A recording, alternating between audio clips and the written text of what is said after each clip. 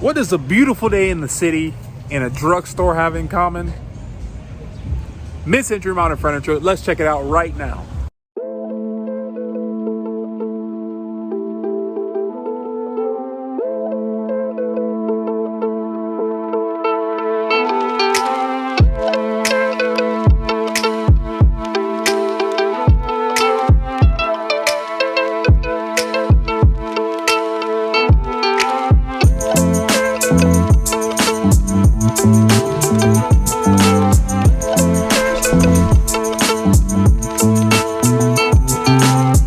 Now I'm in this place in Atlanta called Little 5 Points, and they have what we have to say a drugstore, so to speak. And no, it is not the drugstore you think of. It's basically a vintage outpost shop that sells mid-century modern furniture. So let's check it out. Let's see what they got today. And this place has Wassily chairs, Eames loungers, pretty much everything, which is really rare to find at a random store in the middle of the city. But let's check it out. Now, when I walked in this place, I was amazed by the sheer uniqueness and coolness of this area. I mean, it was like I was in a new foreign country and just looking at all the vintage and unique items that this place had. I mean, you can find vintage motorcycles to vintage clothes to vintage VHSs to even vintage furniture. I mean, this was one of the coolest places that I had been in a long time. Now, talking about feeling like a foreign country, I talked to this store owner and he said that his main goal was to make it feel like a vintage trading shop from Italy or one of the European stylistic countries. And I truly felt that. I mean, I felt like I was in a different area, and I love the vintage touches that they had throughout.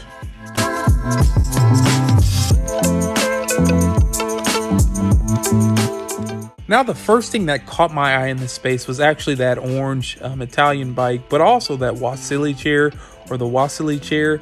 They ended up wanting like $525 on that chair, which is a little out my price range. I do well selling those chairs, and whenever I get a chance to buy them, I try to buy them, but slightly out of the price range, so I just ended up leaving it there.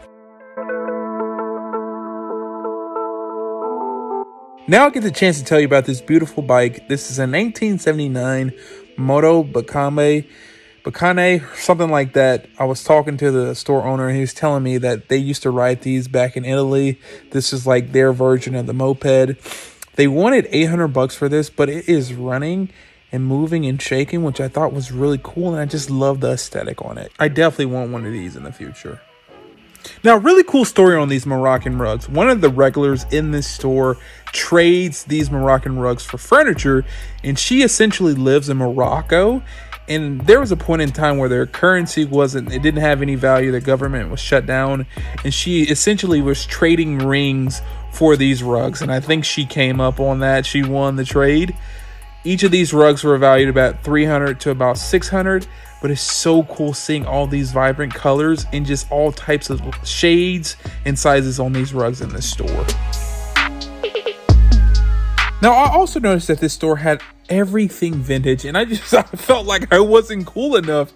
I mean, everything in here was so cool, but mostly they had vintage clothes. They had cool old bomber jackets, cool old t-shirts.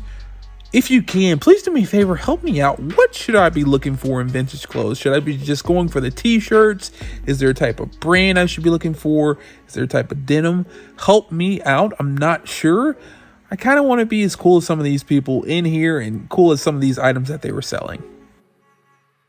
In continuing on, this place had chairs for days, but I kind of want to bring your attention to number one, this Herman Miller Eames shell chair, and then the Noguchi table right next to it. I mean, you just don't find these items often, and finding these in a random drugstore / vintage shop is insane. Now, they weren't selling the Noguchi table. They wanted to find something to replace it first, and then the Eames chair had a small tear in it, so they were like, yeah, we're good on selling that. We're going to wait till we get another chair. Now, a few more things I want to highlight. Number one, their signage / vintage advertising was epic. They had Marlboro signs, Levi signs. They had this cool exit sign in the front that just had a beautiful lighting to the back of it, and it looked amazing. And then they also had like golf signs and just random signs that they had all over this place. Number 2, this place had a mural full of just unique and abstract prints. As you can see, it's Pink Floyd here. There's some Howard Finster. There's some festivals. There's pretty much everything you can imagine. And they're all framed and they go well on like an accent wall. It's really cool what they got going on. Number 3, anytime you see a Herman Miller shell chair, you got to point it out. They won $125 for this baby blue shell chair. And number 4, I bought something. I bought this J. Bill Quinn coffee table book. It's apparently a famous artist I ain't heard of, but unfortunately, this is the end of the video. I hope you enjoyed my journey today, checking out this cool quote-unquote drugstore, which is technically a vintage shop. Really amazing, really good vibes. But like I said, unfortunately, this is the end of the video. If you're interested in seeing additional videos like this where I go to unforeseen places and find mid-century modern furniture, check this video out right here. And like always, peace.